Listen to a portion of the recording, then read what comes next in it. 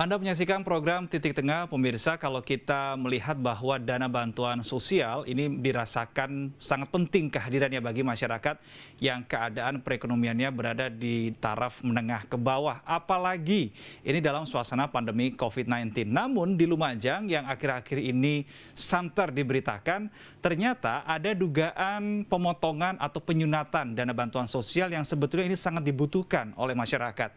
Untuk itulah kita pada siang hari ini mengangkat tema bermain potong dana bansos bersama saya Reno Reksa.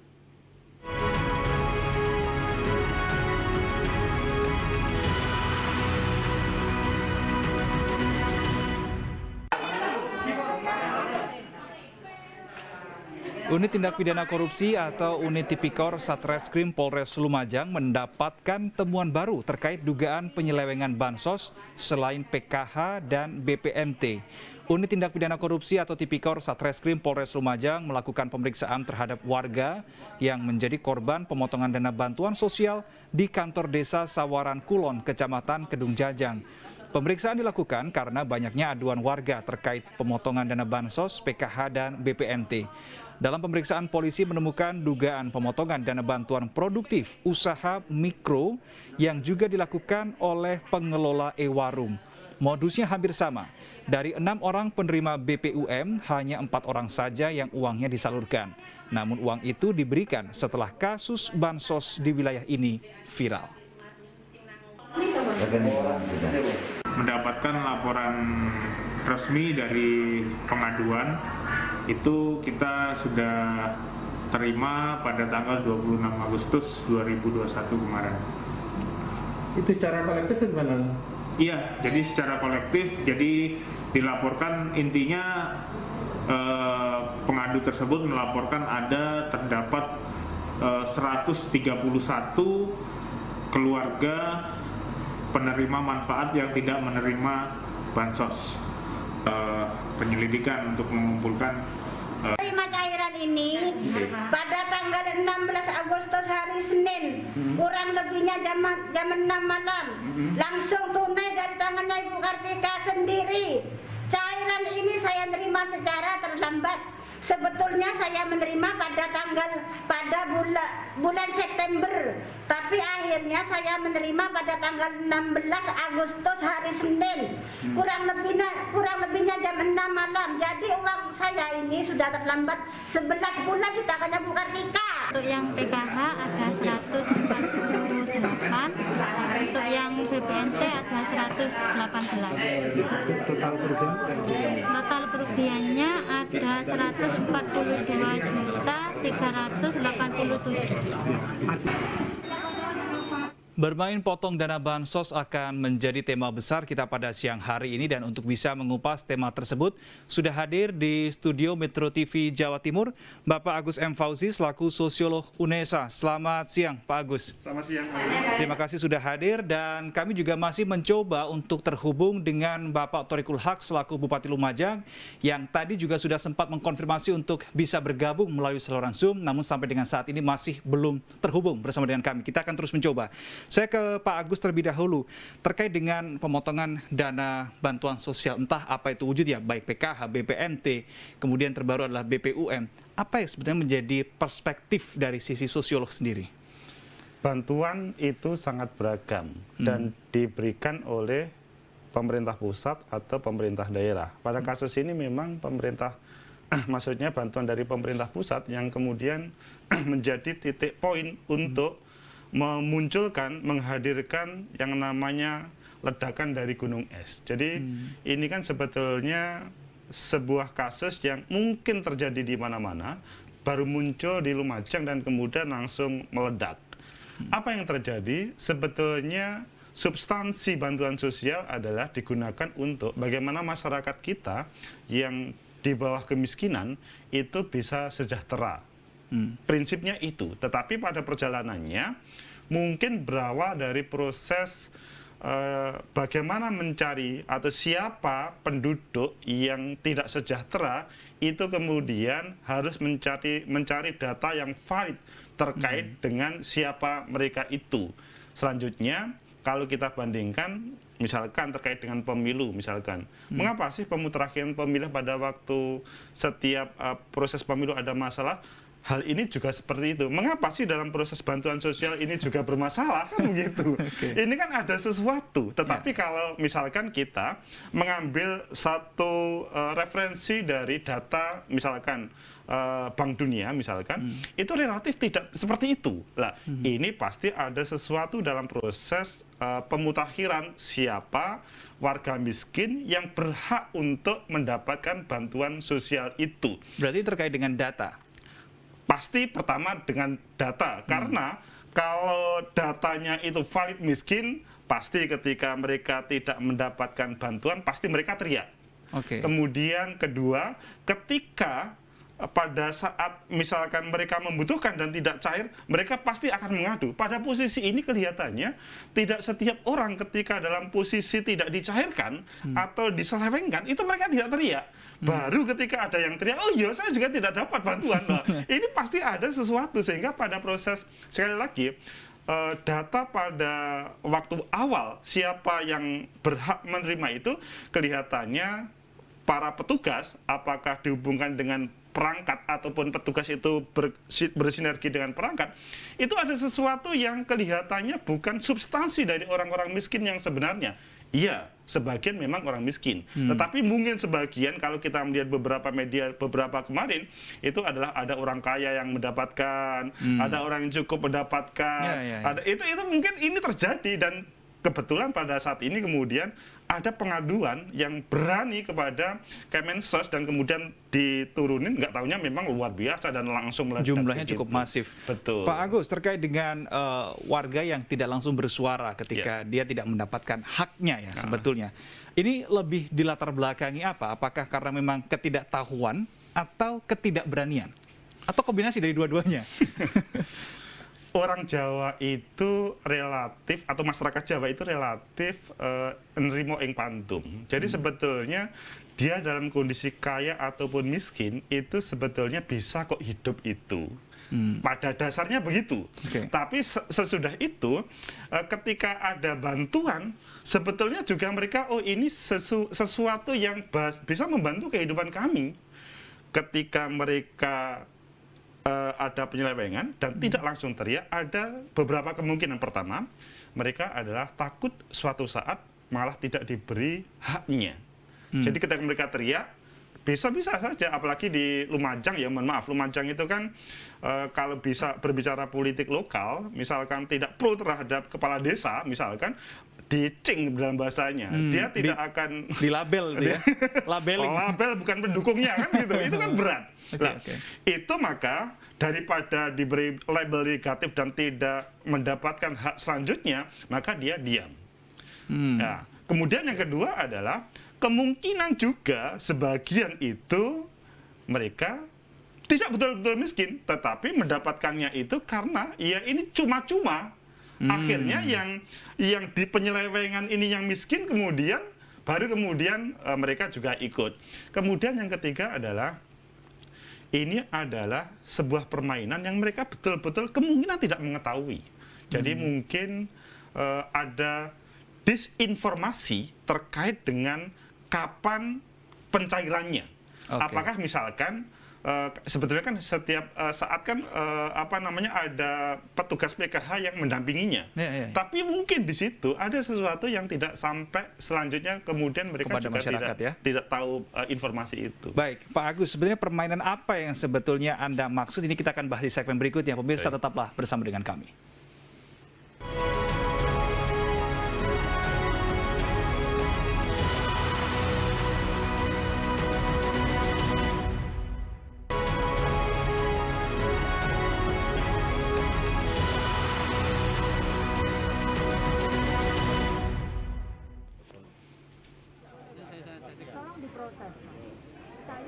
Kemarahan Menteri Sosial Republik Indonesia Tri Risma hari ini tak terbendung saat mendengar dugaan monopoli pengadaan beras yang dilakukan oleh salah satu distributor ex-pegawai Bank BNI ke sejumlah e-warung binaannya. Ia juga meminta pimpinan bank untuk memberikan peringatan terhadap mantan pegawainya itu. Sebab usaha pengadaan beras bansos dilakukan dengan menggunakan jejaring saat ia menjabat sebagai karyawan bank, termasuk jejaring tenaga pendamping PKH.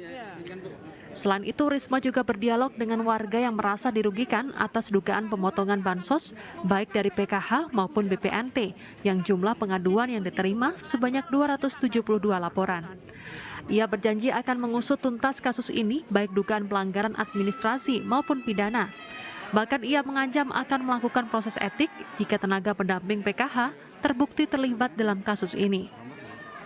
Kalau memang ada kesalahan yang tersistematis, ya kita akan lakukan proses kode etik, begitu ya.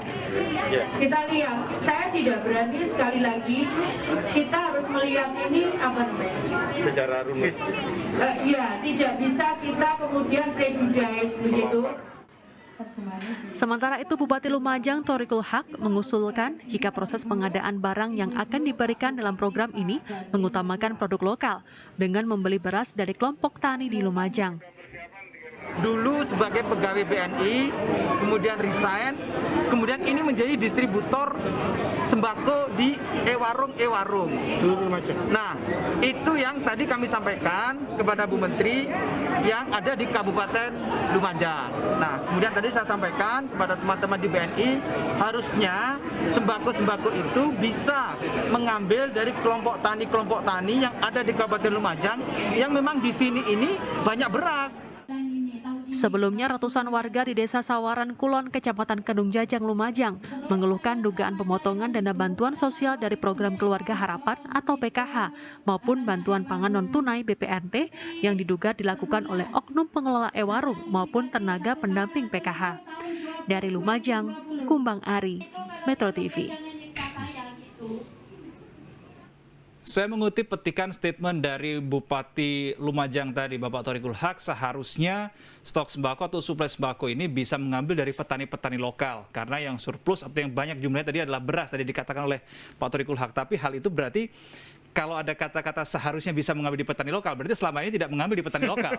Nah, ini kan berarti kan tujuannya sebetulnya bansos ini atau BPNT sembako-sembako ini bisa menggerakkan ekonomi lokal, Pak Agus, seharusnya. Tapi ketika hal itu tidak berjalan, apa kemudian menjadi dampak ekonomi, dampak sosial di masyarakat setempat, Pak Agus?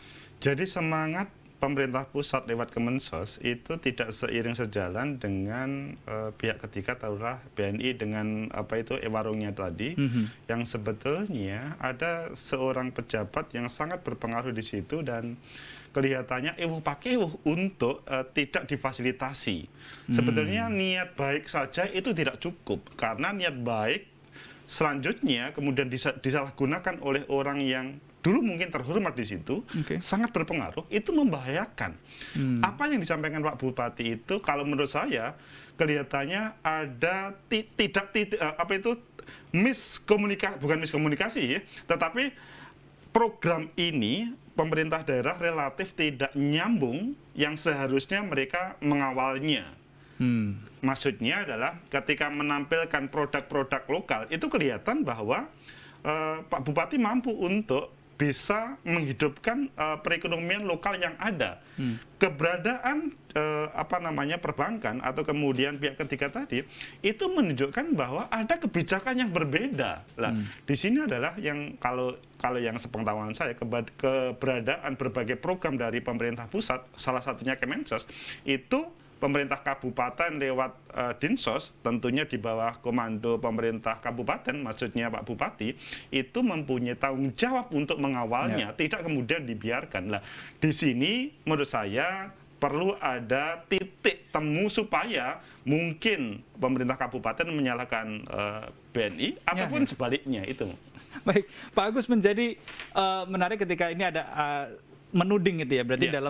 dari satu perspektif ini adalah Pemkab berharap seharusnya untuk suplai sembako menggunakan petani-petani lokal. Seharusnya ini kan bisa dikomunikasikan, tapi sampai dengan saat ini tidak berjalan. Berarti selama ini komunikasi tidak terjalin. Bisa disimpulkan seperti itu? Disitulah permasalahannya yang seharusnya bupati, maksudnya pemerintah kabupaten itu mempunyai kewenangan untuk yaitu tadi mengawal program ini sehingga bisa sampai pada sasaran. Tidak cukup mengawalnya, tapi bagaimana produk petani lokal itu juga bisa bermanfaat, digunakan untuk mensejahterakan warga-warga miskin.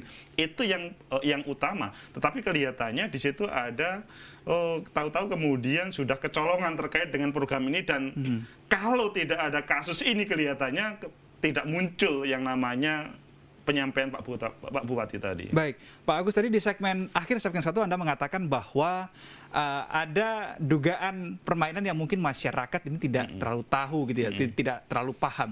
Sebenarnya permainan apa yang Anda maksud, Pak Agus, sebetulnya? Politik lokal itu mulai pemerintah Hindia Belanda sampai hari ini muncul dan lebih keras dibanding dengan politik nasional. Karena politik lokal, maksudnya politik desa itu sangat terasa. Apalagi contoh di kasus-kasus di di desa-desa yang di situ pengetahuannya kurang. Jadi keberadaan kepala desa, Pripun ataupun Pak Inggi itu sesuatu yang kalau berhadapan beliau maka akan ada ancaman untuk kalau tidak difasilitasi akan dihilangkan dari bagian dari pemerintah desa itulah. Itulah yang selanjutnya sebetulnya masyarakat kita ya kalau berani melawan sebetulnya bisa menyadarkan, tetapi masalahnya adalah memang resikonya adalah di desa-desa itu kemudian itu masih terjadi. Oke, apa solusinya sebetulnya? Solusinya adalah bagaimana pemerintah kabupaten itu kemudian mengawal semua program-program yang dari pemerintah pusat dengan total, sehingga kemudian tidak ada semena-mena taruhlah elit lokal, elit desa.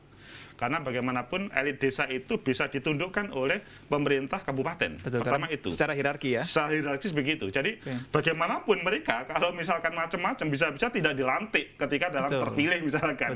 Atau dalam hal berbagai program-program tidak difasilitasi. Begitu juga kan begitu sebaliknya. Selanjutnya dalam hal apa yang menjadi pengalaman negatif lama itu kadang-kadang memang dimanfaatkan oleh elit di atasnya, kemudian ada tanda tanya, mungkinkah ada sinergi antara elit lokal yang negatif itu kemudian dengan yang atasannya? Itu menjadi tanda tanya yang selanjutnya, karena bagaimanapun bantuan yang begitu seluruh Kabupaten Lumajang itu kan kalau kita kalkulasi itu kan luar biasa. Angkanya luar biasa. Tapi ini ada sebuah pertanyaan ketika ada warga mengaku selama 8 bulan bansos yang seharusnya dia terima ini tidak kunjung dia terima. Baru kemudian mencuat ketika masalah ini muncul di Lumajang. 8 bulan seharusnya pemerintah kabupaten membaca hal ini, apakah ini berarti monitoring ini tidak berjalan dengan baik di tingkat Kabupaten Lumajang maupun lebih detail lagi di pemerintah desa? Kita akan sambung di segmen berikutnya. Pak Agus, pemirsa tetaplah bersama dengan kami, Titik Tengah masih akan kembali.